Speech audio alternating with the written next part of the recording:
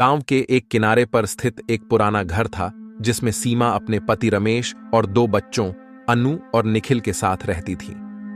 रमेश एक नेक दिल और मेहनती आदमी था जो अपने परिवार से बहुत प्यार करता था। उनके घर में हमेशा खुशियों का माहौल रहता था, लेकिन एक दिन एक दर्दनाक घटना ने उनके जीवन को बदल दिया। रमेश का एक सड़क दुर्घटना में निधन हो गया। सीमा और उसके बच्चों के लिए यह बहुत बड़ा सदमा था। उनकी दुनिया जैसे उजड़ गई थी। सीमा को समझ में नहीं आ रहा था कि वह कैसे अपने बच्चों को संभालेगी और अपने जीवन को आगे बढ़ाएगी। रमेश की मृत्यु के बाद सीमा ने अपने आप को मजबूत करने की कोशिश की और अपने बच्चों के लिए एक नई शुरुआत करने का निर्णय लिया।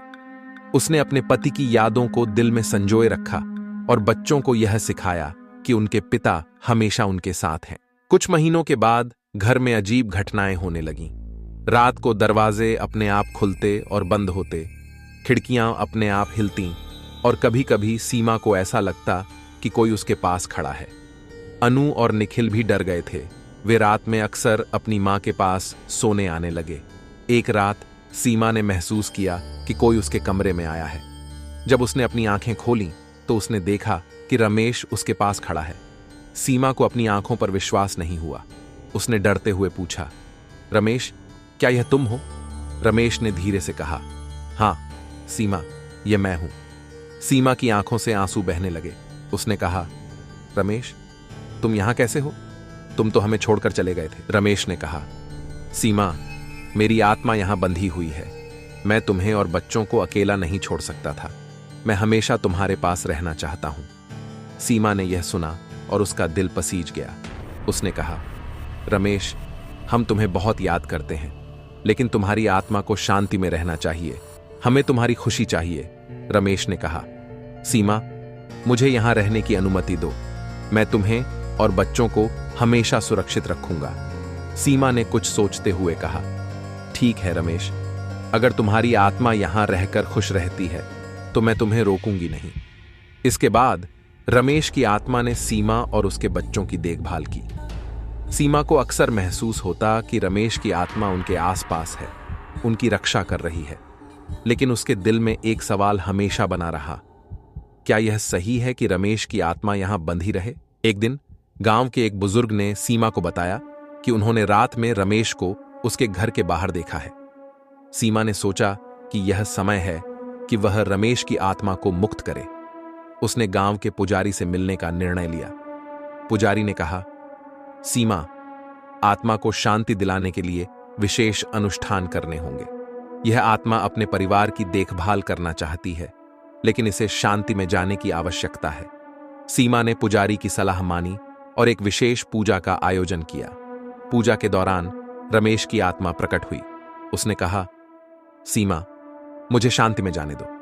मैं तुम्हें और बच्चों को हमेशा प्यार करता रहूंगा। सीमा ने रोते हुए कहा, रमेश, हम तुम्हें कभी नहीं भूलेंगे। तुम हमेशा हमारे दिल में रहोगे। पुजारी ने मंत्रोच्चार शुरू किया और रमेश की आत्मा ने धीरे धीरे मुक्त होकर गायब हो गई। सीमा और बच्चों ने चैन की सांस ली। वे जानते थे कि रमेश की आत्मा अब शांति में है और वह हमेशा उनकी यादों में जीवित रहेगा। रमेश की आत्मा के मुक्त होने के बाद सीमा ने अपने जीवन में एक नई शुरुआत की। उसने अपने बच्चों के साथ खुशहाल जीवन जीने की कोशिश की, लेकिन उसके दिल में रमेश की यादें हमेशा ताजा रहीं। उसने अपने बच्चों को रमेश की अच्छाइयों के बारे में बताया और उन्हें सिखाया कि उनका पिता कितना महान था। समय के साथ सीमा और बच्चों का जीवन सामान्य हो गया। वे अपने घर में खुशियां लाने की कोशिश करते रहे। एक रात जब सीमा अपने बिस्तर पर सो रही थी, उसने महसूस किया कि कोई उसके पास बैठा है। उसने आंखें खोलकर देखा तो उसे रमेश की धुंधली परछाई दिखी। रमेश ने कहा, सीमा, मैं हमेशा तुम्हारे साथ हूं। सीमा ने मुस्कुराते हुए कहा, मैं जानती हूं रमेश, मैं जानती हूं कि तुम हमेशा हमारे साथ हो। इसके बाद सीमा ने रमेश की आत्मा को पूरी तरह से मुक्त करने का निर्णय लिया। उसने अपने बच्चों के साथ मिलकर एक और पूजा का आयोजन किया। इस बार पूजा के दौरान रमेश की आत्मा ने सीमा को धन्यवाद कहा और उसने हमेशा के लिए शांति प्राप्त की। सीमा और उसके बच्चों ने रमेश की यादों को अपने दिल में संजोए रखा। और अपने जीवन में आगे बढ़ते रहे। वे जानते थे कि रमेश की आत्मा अब शांति में है और वह हमेशा उनके साथ है। समय बीतता गया और सीमा ने अपने बच्चों को बड़ा होते देखा। अनु और निखिल ने भी अपने पिता की शिक्षाओं को अपने जीवन में अपनाया और अच्छे इंसान बने। वे अपने पिता की यादों को संजोए हुए आगे बढ़ते रहे और अपने परिवार को एकजुट रखने की कोशिश करते रहे। एक दिन जब सीमा और उसके बच्चे गांव के एक मेले में गए थे तो उन्होंने देखा कि एक बूढ़ी औरत उनके पास आई और कहा, तुम्हारे पिता बहुत महान व्यक्ति थे। उन्होंने हमेशा तुम्हारी देखभाल की और अब भी वे तुम्हारे साथ हैं। सीमा ने बूढ़ी औरत को धन्यवाद कहा और मेले में आगे बढ़ी। उसे अब विश्वास हो गया था कि रमेश की आत्मा हमेशा उनके साथ है, चाहे वे कहीं भी हों। इस घटना के बाद सीमा ने अपने बच्चों के साथ और भी मजबूत रिश्ता बनाया। उसने उन्हें सिखाया कि सच्चा प्यार और परिवार की महत्वपूर्णता कभी नहीं भूलनी चाहिए। सीमा ने अपने जीवन में रमेश की यादों को संजोए रखा और अपने बच्चों के साथ खुशहाल जीवन जीती रही। समय बीतने के साथ अनु और निखिल बड़े हो गए और अपने अपने जीवन में सफल हुए। वे अपने पिता की शिक्षाओं को नहीं भूले और अपने परिवार के प्रति हमेशा वफादार रहे। सीमा को गर्व था कि उसके बच्चों ने उसके और रमेश की शिक्षाओं को अपनाया और एक अच्छा इंसान बना। सीमा ने अपने जीवन के हर पल को रमेश की यादों के साथ जिया और अपने परिवार को हमेशा एकजुट रखा। उसने सीखा कि सच्चा प्यार और परिवार की महत्वपूर्णता कभी नहीं भूलनी चाहिए।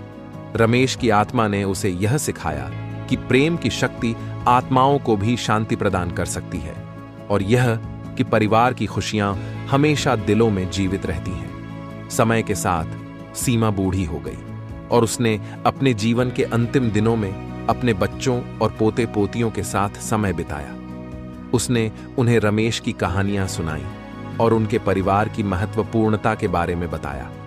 जब सीमा की अंतिम सांसें चल रही थीं, उसने महसूस किया कि रमेश की आत्मा उसके पास है। उसने मुस्कुराते हुए अपनी आंखें बंद कीं और अपने प्यारे पति के पास शांति से चली गई। इस प्रकार सीमा और रमेश की प्रेम कहानी समाप्त हुई, लेकिन उनकी यादें और उनके परिवार के प्रति उनके प्रेम की कहानियां हमेशा जीवित रहीं। उनके बच्चों और पोते पोतियों ने उनकी शिक्षाओं को अपनाया और एक खुशहाल जीवन जिया। इस कहानी ने गांव के लोगों को यह सिखाया कि सच्चा प्यार और परिवार की महत्वपूर्णता कभी नहीं भूलनी चाहिए। प्रेम की शक्ति आत्माओं को भी शांति प्रदान कर सकती है और परिवार की खुशियां हमेशा दिलों में जीवित रहती हैं।